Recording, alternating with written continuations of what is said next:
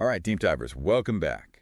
We're diving into something pretty huge today. Huge is an understatement, I'd say. Yeah, I mean, Dodgers winning the World Series, sweeping the Yankees. That doesn't get much bigger in baseball, that's for sure. And you guys wanted to know all about it, especially that crazy Game 4, right? Yeah. So we dug deep, read all the articles, watched the replays. Outside? Well, let me tell you, this was not just ANY Championship. Oh, no, not at all. This series was like a total game changer, you know? The kind of baseball that makes you rethink the whole game. Absolutely, yeah. It's going to be studying for years, I bet. Totally. Yeah. And the thing is, even if you're a hardcore baseball fan, I guarantee you'll find something surprising in here, some little detail or strategy that just makes you go, whoa. I'm ready to be surprised. Okay, so let's set the stage.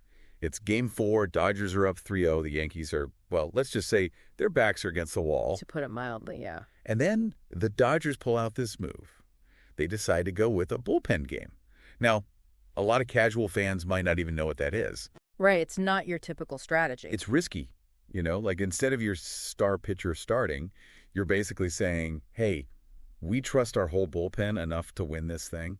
Yeah, it's like an all-hands-on-deck situation. Exactly. You're sending in reliever after reliever, hoping they can hold the line. And in this case, the Dodgers were right to trust their guys.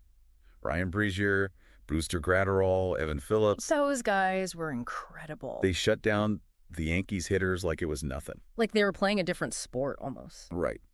But the question is, why did it work so well? I mean, sure, they have a good bullpen, but There's more to it than that, for sure. See, the Dodgers, they're big on analytics, right?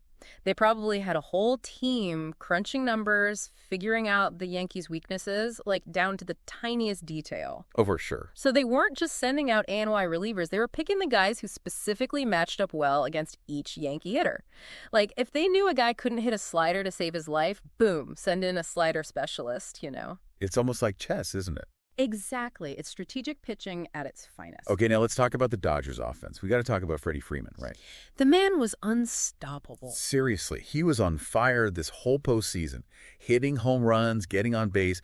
But what really impressed me was his consistency. It wasn't just one big game. It was like every single at-bat, he was locked in. Yeah, Freeman, he's the real deal. And, you know, it wasn't just about hitting bombs. This guy, he's got amazing plate discipline. He knows how to work the count, wait for his pitch. Like a true veteran, huh? Exactly. It reminded me of some of those Dodgers legends, you know, like Tommy Lasorda, Jackie Robinson, those guys who just had this presence, this leadership that inspired their whole team. And Freddie Freeman has that. Ah. Okay, and we can't forget about Mookie Betts. Oh, man, Mookie. Not just hitting, but his defense was out of this world. Remember that diving catch in Game 2? Like it was choreographed or something. It was insane. It was like he had a magnet in his glove.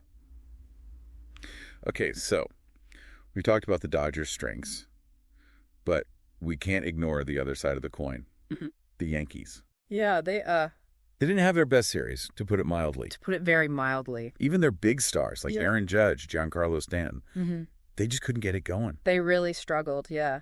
But I think it goes deeper than just having an off series. You got to give credit to the Dodgers pitching. You think they figured out how to exploit the Yankees' weaknesses? Absolutely.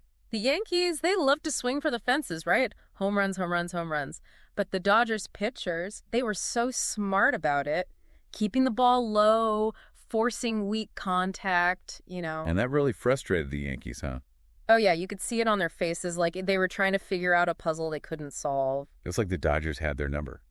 Completely. But, okay, let's step back for a second. Look at the bigger picture. This wasn't just a win for the Dodgers. It was a statement. They swept the Yankees 3-0 lead going into Game 4. It was a total dismantling. No doubt about it. What does a win like this say about the Dodgers as a franchise, you know? Well, I think it shows how the game is changing. Teams at the Dodgers, they're embracing analytics, they're building deep pitching staffs. It's not just about hitting home runs anymore. So the Dodgers are like the pioneers of this new era of baseball. They're definitely leading the charge. And this World Series, it's like the culmination of all their hard work. It puts them in the conversation with some of the greatest dynasties in baseball history, you know. Dynasty, that's the word. It is, it is. So what happens next? What do you see for the Dodgers and the Yankees in the coming seasons? Well, for the Dodgers, the challenge is going to be staying on top. They've set a high bar. Everyone's going to be coming after them. But they've got a smart front office, great coaching. I think they can do it. And what about the Yankees? They've got some tough decisions to make. Do they need to shake things up, bring in some new players, maybe adjust their hitting philosophy? Yeah, it'll be interesting to see how they respond. This offseason is going to be huge GE for them. Okay, deep divers, let's wrap this up. The takeaway here is this World Series wasn't just about the Dodgers winning. It was about how they won. It was a masterclass in strategy, pitching, and just plain outsmarting your opponent. A total clinic. But here's a question I want you to think about. Is this the start of a Dodgers dynasty? Or will the Yankees find a way to bounce back and challenge them? Only time will tell, right? So keep those baseball brains working, keep asking those questions, and as always, keep diving deep. See you next time. Later, deep divers. Today is your lucky day. Today is the day that our $3 website works for you, paying you directly to your PayPal daily. Imagine $3 ongoing continuous payments to your PayPal account. Imagine falling asleep and waking up to $300 in your PayPal account. How would this make you feel? How could this help you? What bills could you pay? What kind of fun could you have? What does that retirement look like now? All for a one-time payment of $3. This website is DFY done for you, fully built and completely hosted, and never stops collecting payments for you. You have spent $3 on coffee on a regular, but that coffee won't help you create multiple streams of income.